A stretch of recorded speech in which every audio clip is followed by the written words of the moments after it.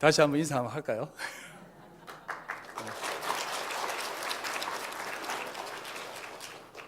방금 성가대에서 찬양 불렀던 이 찬양을 신대원 졸업할 때 항상 부릅니다. 부르면 1절, 2절은 잘 부르는데 아골골짝 빈드레도 하면 그때마다 목소리가 작아지고 다들 막 울기 시작합니다. 그러면서 이렇게 막 더 간절하게 불렀던 기억이 나는데요.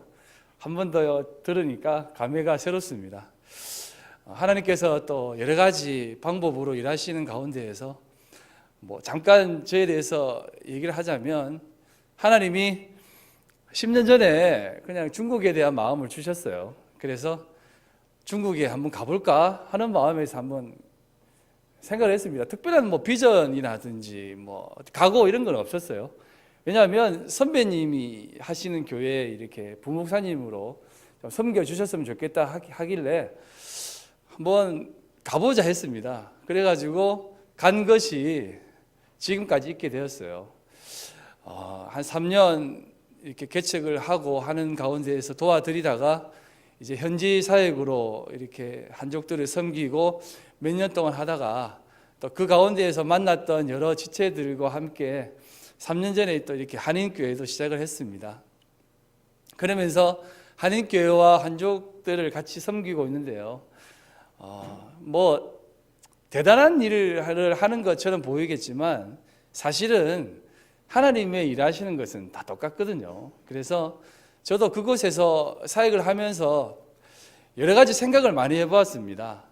쓸모 있는 사람이 되고 싶었어요, 처음에는. 그래서 하나님 앞에 좀 쓸모 있는 사역을 해보고 싶어서 여러 가지 사역을 했는데, 결국 사역을 하면 할수록 드는 생각이 제가 참 쓸모없는 놈이구나라는 것을 또 깨닫게 되더라고요. 그래서 이렇게 쓸모없는 놈이 무엇을 할 수 있을까라는 자괴감도 들고 또 여러 가지 힘든 상황들도 있었습니다. 그런 가운데에서 아내도 조금 아프기도 하고 여러 가지 상황들을 경험하게 되었는데, 그런 가운데에서 하나님께서 저에게 주시는 돌파구가 하나 있었습니다. 그게 뭐냐면 오늘 이 본문 말씀이에요. 갈라디아서 2장 20절에 있는 말씀이 저에게 있어서 새롭게 세워지고 또 하나님 앞에 새롭게 설 수 있는 계기가 되었습니다. 그건 뭐냐면 내가 십자가 앞에서 매일매일 죽어야 되는구나라는 것을 깨닫게 되었어요. 그동안은 제가 쓸모있는 사람이 되고 싶었습니다. 그래서 하나님 앞에 굉장히 열심히 살았습니다. 제가 원래 머리숱이 많았는데요. 중국에 있는 동안 이렇게 머리가 다 빠져가지고 저희 어머니가 제 볼 때마다 머리가 왜 그렇게 됐냐 하면서 항상 얘기를 많이 합니다.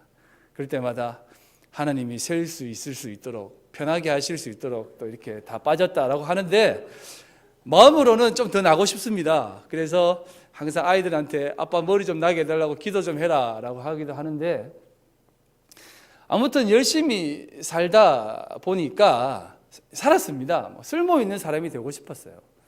그래서 하나님 앞에 최선을 다해 살아가면 하나님이 또 저를 통해서 뭔가 중국은 다 안 변화시키더라도 뭔가 특별한 일들이 일어날 줄 알았습니다. 그런데 안 일어나더라고요. 그렇게 안 일어나니까 속이 좀 상하더라고. 하나님 이럴 수 있냐고 하면서 좀 하나님 앞에 좀 대들기도 하고 좀 이렇게 땡깡도 좀 지기고 그랬습니다. 그런 가운데에서 하나님이 아직도 너가 시냇가에 심은 나무라고 생각하느냐라고 하시더라고요. 야곱의 축복에 있는 담장 넘어 뻗은 나무라고 생각하느냐라고 말씀을 하시더라고요. 하나님, 저는 시냇가에 심은 나무처럼 많은 사람들에게 과실을 맺고 싶은 나무가 되고 싶습니다. 지나가는 사람들이 다 따먹을 수 있는 담장 넘어 뻗은 가지가 되고 싶습니다. 그런데 왜 그렇게 안 해주세요? 라고 이렇게 기도를 하는데 하나님이 딱 그렇게 하시더라고요. 너 나무 아니다라고 하시더라고요. 너는 나무가 아니라 가지다라는 것이에요. 너는 아직도 뿌리도 내리지 못한 그냥 아론의 죽은 나무 짝대기와 같은 존재다라고 말씀을 하시더라고요. 그럼 제가 어떻게 해야 됩니까, 하나님? 제가 어떻게 하면은 그런 나무가 될 수 있습니까? 라고 물으니까 죽어야 된다 하더라고요. 십자가 앞에서 네가 죽어야 된다라고 말씀하시더라고요. 그래서 그때부터 죽는 것이 무엇인가에 대해서 생각을 많이 해봤습니다. 제가 뭐 진짜 죽는다는 생각이 아니라 하나님 앞에 어떻게 하면 이 사도 바울의 고백과 같이 십자가 앞에서 죽고 하나님과 다시 살 수 있는 방법이 무엇인가에 대해서 기도를 하고 또 말씀을 보면서 살았습니다. 그러니까 하나님이 저의 마음을 만져주시더라고요. 저희 아내도 많이 회복되어지고 저희 자녀들도 사춘기를 지나면서 또 괜찮아지고 가장 중요한 것은 제가 하나님 앞에 바로 서게 되더라고요. 매일매일 죽으니까 주님이 매일매일 다시 살려주시더라고요. 아멘. 하나님 앞에 하나님 나는 정말 아무 쓸모없는 정말 나무 짝대기와 같습니다. 이 짝대기를 어떻게 쓰실 수 있습니까? 라고 그렇게 기도를 했습니다. 그러니까 하나님이 이렇게 하시더라고요. 죽으면 된다 하시면서 이제는 나한테 붙어 있으라라고 하시더라고요. 쓸모 있는 일을 하고 싶다면 어디에 붙어 있을 때 네가 쓸모 있는 존재가 되는가를 좀 알았으면 좋겠다 하시더라고요. 그래서 십자가에 달리신 예수님을 계속해서 묵상하고 살았습니다. 매일매일 주님의 죽으심을 생각하고 또 내 안에 있는 연약함들을 계속해서 죽여나가니까 하나님이 저에게 아주 작은 열매를 맺어 가시더라고요. 인내의 열매를 살짝 맺어 가시고요. 또 겸손이라는 것이 무엇인지를 깨닫게 하시고 또 섬김이라는 것이 무엇인지 또 깨닫게 하시고 네 안에 있는 교만함이 무엇인지도 알게 하시면서 그 썩은 옹이까지도 하나님이 사랑하게 하시더라고요. 그러면서 제가 하나님 앞에 많은 자유함을 누렸습니다. 오늘 여러분들에게 어떤 말씀을 전할까 고민하는 중에 이 말씀을 전하고 싶어서 여러분들 앞에 섰습니다. 이 땅을 살아가는 것이 쉽지 않습니다. 녹록지 않습니다. 해외에서 우리나라의 뉴스를 보고 또 여러 가지 신문을 보면 대한민국이 곧 망할 것 같아요. 한국 교회 문제들 보면 무슨 교회가 설마 이렇게 되더라고요. 그러면 그럴수록 더 마음에 드는 생각이 한국 교인들이 정말 힘들겠구나라는 생각을 해봅니다. 근데 막상 한국 오보니까 그렇게 많이 힘들지는 않더라고요. 다 잘 살고 계시더라고요. 그러나 여러분, 우리가 참 녹록지 않는 삶을 살고 있습니다. 그런 가운데에 살아가는 여러분들의 삶 가운데에 매일매일 믿음으로 살아갈 수 있는, 살 수 있는, 또 살아날 수 있는 삶이 있습니다. 그것이 뭐냐면 내가 매일 십자가 앞에 죽는 것입니다. 여러분들의 삶을 하나님 앞에 다 가지고 나와서 매일매일 한번 죽어보십시오. 나이 드신 분들이 계셔서 이 말씀하기 참 죄송한데요. 우리가 매일매일 하나님 앞에 내 자신을 죽여나가면 사실은요, 그 안에서 우리가 새싹이 나고요, 새로운 삶이 되고 우리가 살아나는 것을 느낄 수 있게 될 것입니다. 그 마음으로 다시 일어났습니다. 그래서 열심히 신학교에서도 강의를 하고 또 중국인 소그룹도 하고 또 한국인 공동체도 이렇게 섬겨나가고 있습니다. 그거 아십니까? 제가 조금 회복이 되니까 성도들도 또 제가 가르치는 학생들도 살아나더라고요. 제가 이제 손광균인데요. 이제 그 중국 사람들한테는 손한길입니다. 원웨이 아시지 않습니까? 오직 한 길 가는 순례자 해가지고 손한길입니다. 저희 집 사람은 박은혜고요. 본명은 말하지 않겠습니다. 저희 집 사람 본명이 조금 촌스럽거든요. 그래서 손한길 박은혜입니다. 그래서 제가 이제 늘 한 길 가는 순례자의 마음으로 이렇게 신학 강좌를 하면 많은 학생들이 손 교수님은 좀 계속해서 강의를 했으면 좋겠다라는 얘기를 합니다. 왜냐하면 제가 주님 앞에 어떻게 살아가는지를 깨닫고 난 이후부터는 그러한 역사가 일어나더라고요. 제가 일생 가운데 가장 감사한 일들 중에 하나가 뭐냐면 저희 어머니 아버지가 복된 교회를 만난 것입니다. 부산 북교회를 출석한다는 얘기를 듣고 참 감사했습니다. 그리고 또 한 가지 소망이 있습니다. 우리 부산 북교회가 이 부산 땅을 조금 이렇게 살리는 사람이 되었으면 좋겠습니다. 죽어가고 또 피폐해져가고 또 세상은 점점 악한 가운데 가고 있는 상황 가운데에서 여러분들을 통하여서 하나님의 나라가 확장이 되어지고 더 나아가서 여러분들을 통해서 하나님이 좀 더 자랑되어졌으면 좋겠습니다. 앞에서도 말씀드렸지만 내가 매일 주님 앞에 죽으니까 하나님이 저를 살려주시더라고요. 제가 살아나니까 제가 가르치는 사람들이 살아나더라고요. 마찬가지입니다. 여러분들이 살아나면, 북교회가 살아나면, 믿음으로 살아나면 여러분들 주변이 반드시 살아나게 될 줄 믿습니다. 중국에서 계속 아버지에게 묻겠습니다. 교회 성장하고 있습니까? 이렇게요. 살아나셔야 됩니다. 믿음이 없이는, 복음이 없이는 이 나라는 소망이 없습니다. 중국에서 한국 소식을 들을 때마다 항상 그런 생각이 듭니다. 제가 우리 중국에 있는 한인 공동체들에게 이런 말을 전한 적이 있습니다. 어떤 말을 했냐면 촛불 집회 하잖아요. 촛불 집회. 그래서 제가 이런 말을 했습니다. 나도 촛불을 들고 광화문역에까지 나아갈 것이다. 그런데 역에서 기도만 하고 다시 역에서 기차를 타고 집으로 돌아올 것이다. 제 말의 의미를 알겠느냐라고 말씀을 전했습니다. 여러분 이게 무슨 뜻인지 아시겠습니까? 지금은 어디 가서 뭐 이렇게 설치고 막 데모하고 하는 것이 아니라 하나님 앞에 이 모든 문제를 들고 나오셔야 돼요. 여러분의 가정 문제뿐만 아니라 자녀 문제뿐만 아니라 나라 문제까지 들고 나오셔서 하나님 앞에 기도하셔야만 된다는 것입니다.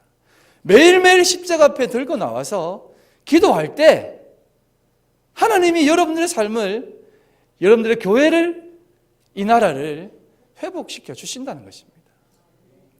그 역할을 여러분들이 감당해 주셨으면 좋겠습니다. 그래야만 우리가, 여러분들 각자가 쓸모있는 사람이 될 줄 믿습니다. 내 스스로가 쓸모있다라고 생각하지 마십시오. 내가 쓸모있는 사람이 되려고도 노력하지 마십시오. 우리가 쓸모있는 사람이 되려면 100% 하나님의 도우심이 없이는 할 수 없다라고 하는 그 마음으로 나아갈 때 하나님이 여러분들을 들어 사용하신다는 것입니다. 그 100%라는 것은 뭐냐면 내 의지나 내 어떤 열정을 가지고 나아가는 것이 아니라, 머리 깎고 뛰두르는 것이 아니라 하나님 앞에 나와서 기도해야 된다는 것입니다. 자녀 문제도 마찬가지예요. 가정 문제도 마찬가지고, 남편 문제도 마찬가지고, 아내 문제도 마찬가지고, 부모님 문제도 마찬가지입니다. 저희 부모님에게 뭐 이렇게 특별히 크게 뭐 이렇게 교회 다니라고 안 했습니다. 그냥 기도만 했습니다. 그러니까 뭐 김종국 집사님이 옆에서 또 작업하시고 또 여러분들이 작업하셔가지고 이렇게 교회를 나오게 하시더라고요. 네. 또 배드민턴을 또 치시니까 뭐 배드민턴 선교를 통해서 또 이렇게 하시더라고요. 하나님 앞에 여러분 모든 문제를 가지고 나아가십시오. 그러면 여러분의 모든 방법과 그런 동원들을, 이상의 힘을 하나님이 발휘하신다는 것입니다.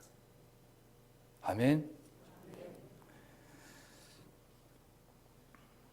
내가 그리스도와 함께 십자가에 못 박히셨다. 이것이 사도 바울의 진정한 고백임을 기억하셨으면 좋겠습니다. 자기는 이제 십자가 앞에서 죽는다는 것이에요. 나는 죽었다는 것입니다. 그 죽으심 속에서 우리가 살아난다는 것이에요. 방법론적으로 여러분들에게 조금 더 접근해 보겠습니다. 그렇다면 내가 죽는 것이 무엇이냐? 내가 어떻게 하면 죽을 수 있느냐라는 것을 말씀을 드리자면, 그것은 첫 번째로 나의 연약함을 아셔야 됩니다. 여러분들의 연약함을 알지 못하면 여전히 우리는 죽을 수 없습니다. 함석헌 선생님이라는 분이 계십니다. 그분의 일화 중에 이런 얘기가 있어요. 그때도 이제 민주화 운동을 하다 보니까 학생들이 데모한다고 들어와가지고 막 선생님들을 다 책상을 다 뒤엎고 선생님들을 막 폭행하는 것이에요. 그런 중에 함석헌 선생님은 고개를 탁 묶고 눈을 감고 귀를 막고 있는 것이에요. 그리고 시간이 지난 이후에 이제 나이가 다 들어서 제자들이 찾아와서 선생님 왜 그때 눈을 감고 귀를 막고 있었습니까? 라고 물으니까 나도 인간인지라 고개를 들고 내 앞에서 책상을 엎고 또 선생님들을, 교수님들을 폭행하는 사람들을 보면 나도 인간인지라 그 사람들 얼굴을 똑똑히 기억하고 미워할 것 같아서 그렇게 했다는 것입니다. 무엇이냐면 그렇게 훌륭한 선생님일지라도 자신의 연약함을 안다는 것이에요. 이건 뭐냐면 나는 그런 존재밖에 안 된다는 것을 안다는 것이에요. 우리 하나님 앞에 잘난 존재가 아니다라는 것을 꼭 기억했으면 좋겠습니다. 언제나 겸손하고 언제나 연약하다는 것을 꼭 기억하셔야 돼요. 내 힘으로 할 수 있는 것이 한 10%는 있다, 90%만 도와달라는 생각도 가지시면 안 됩니다. 나는 할 수 있는 것이 아무것도 없다라고 할 때 모든 것이 하나님의 은혜다라고 말씀할 수 있는 것이에요. 오늘 한국교회는 그런 마음들이 많이 사라진 것 같습니다. 서울에서 같이 공부했던 동기 목사님을 만났는데 그분은 지구촌 교회라고 하는 큰 교회에서 한 청년 한 2,000명 되는 청년들을 이렇게 지도했던 분이에요. 그분이 청년들이 이렇게 몇천 명을 이렇게 지도하다가 교회를 이제 그만두고 딱 나오니까 드는 생각이 뭐냐면 내가 그동안 목회를 하는 것이 아니라 경영을 했구나라는 생각을 했던 것입니다. 내가 경영하는 가운데에서는 하나님의 도우심이 크게 그렇게 필요치 않았다는 것을 깨닫던 것이에요. 그래서 지금 어디 동관인가요? 그곳에서 개척을 했는데 정말 하루하루 하나님의 도우심이 없이는 살아갈 수 없는 것을 느끼게 된다. 그리고 이런 고백을 하더라고요. 참 공감이 되었습니다. 개척을 시작하니까 하나님이 이제 나를 목회하시더라라고 하시더라고요. 하나님이 이제 나를 목회하시더라, 목양하시더라라고 한다는 것입니다. 자신에게 있어서 하나님의 간섭하심이 전적으로 간섭하시는구나를 깨달았다는 것이에요. 힘드십니까? 아니면 어렵습니까? 하나님이 여러분들을 인도하시게 다 맡겨보십시오. 하나님이 여러분들의 삶을 반드시, 이건 저의 말도 아닙니다. 하나님께서 우리에게 약속하신 것입니다. 반드시 우리에게 가장 좋은 것으로 채워주신다라고 말씀하고 계십니다. 그 약속을 믿고 오늘도 훌륭하게 살아드리시길 소망합니다. 내가 그리스도와 함께 십자가에 못 박혔다. 이것은 뭐냐면 나를 사랑하사 나를 위하여 자기 몸을 버리신 하나님의 아들을 믿는 믿음 안에서 사는 것이다라고 얘기하는 겁니다. 예수 그리스도 안에서 새로운 삶, 그 삶이야말로 우리에게 있어서 가장 중요한 삶이라는 것입니다. 하나님께서는 우리에게 지금도 그런 사람들을 계속해서 찾고 계십니다. 오늘도 이 자리에 앉아있는 누군가를 하나님이 부르시고 계실 수 있을 수 있습니다. 하나님께서는 여러분들의 한 사람 한 사람의 헌신과 수고와 섬김을 지금도 기대하고 계시다는 것입니다. 그 기대와 헌신은 하나님 앞에 전적으로 나아가는 헌신인 줄 믿습니다. 다니엘 호손이라고 하는 분이 이런 말을 했어요. 큰바의 얼굴 기억나시죠? 그 소설을 지은 작가인데요. 이런 얘기를 했습니다. 어린아이가 지금도 계속 태어나고 있는 것은 하나님께서 인간을 향하여 아직도 기대를 저버리지 않다는 뜻이다라고 합니다. 아직도 여러분들을 북교의 성도로, 이 땅에 하나님의 백성으로 지금도 부르시고 계시고 심으신 이유는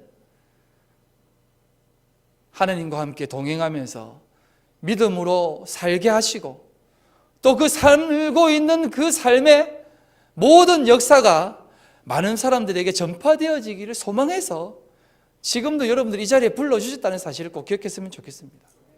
그리고 그 마음을 가지고 저도 중국에서 살고 있습니다. 저희 어머니가 늘 하는 얘기가 있습니다.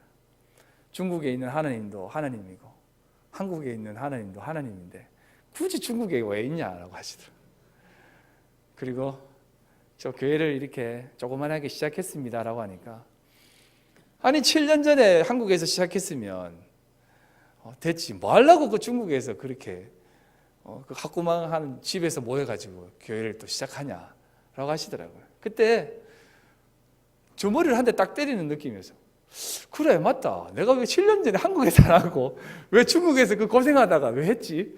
이런 생각이 딱 들더라고요. 어른 말을 들을 걸 이렇게 생각했는데 제가 조금 생각하다가 이렇게 말씀을 드렸습니다. 그때 제가 개척을 했으면 아마 교회 다 말아먹었을 거예요. 그때는 저의 모든 내 안에 있는 모든 것이 다 살아있는 때였습니다. 다 살아있는데 하나님이 무슨 역사를 하겠습니까? 아마 하나님 앞에 더 심하게 맞았을 것입니다. 10년 정도 지나고 한 텀이 지나니까 이제 조금 알겠더라고요. 내가 죽는 것이 뭔지, 하나님 앞에 헌신하는 것이 무엇인지. 그래서 지금 다시 중국으로 들어가는 것을 기쁘게 여기고 갑니다. 그거 아십니까? 서울에 가서 생활을 하면 빨리 중국에 가고 싶어요. 근데 부산에서 딱 이틀 밤만 자면 중국에 막 가기 싫어요. 너무 부산이 좋아요. 너무 편하고 어머니가 해주시는 밥도 맛있고 물론 저희 아내가 해주는 밥도 맛있습니다. 근데 이제 어머니가 해주는 밥도 참 맛있어요. 그래서 막 지금 벌써 한 1, 2kg가 찐 것 같아요. 어머니가 해주시는 밥 먹고 자고 돌았으면 또 밥 주시고 그래가지고 참 이렇게 좋은데 한쪽 마음으로는 가기 싫어요. 그런데 제가 중국에서 또 하나님께 주시는 마음이 있고 또 깨달은 것이 있으니까 또 여러분들은 또 한국에 계시니까 저는 중국에서 또 하루하루 죽어가야 되지 않겠습니까? 그래야지만이 하나님의 나라가 확장되어지는 것 아니겠습니까? 사랑하는 성도 여러분, 한 해가 이제 시작되어지는 1월이 다 지나가고 있습니다. 소망이 있고 기대하는 것들이 있을 줄 압니다. 여러분들의 소망 아마 클 줄 압니다. 아마 원대한 꿈도 있을 것입니다. 입을 너무 크게 열어서 올해 이것이 다 이루어질 수 있을까라는 생각도 하시는 분도 계실 줄 압니다. 그래 여러분, 하나님 앞에 그 문제를 다 가지고 나오십시오. 다 가지고 나오셔서 하나님 앞에 기도하십시오. 그리고 여러분들의 모든 삶을 하나님 앞에 한번 다 드려보십시오. 하나님은 반드시 여러분들의 그 모든 수고와 섬김과 헌신과 희생과 섬김의 삶을 다 기억하시고 보응해 주실 줄 믿습니다. 늘 기도 많이 하시고요. 그리고 늘 믿음 안에서 살아가십시오. 저도 북교회를 위해서 늘 기도하겠습니다. 그리고 또 새로 세우신 우리 담임 목사님을 위해서 기도하겠습니다. 여러분들도요, 저를 위해서 꼭 기도해 주십시오. 생각나시면 기도해 주시고 우리 어머니 아버지 잘 부탁합니다. 하나님께서 여러분들과 함께 하시기를 간절히 소망합니다.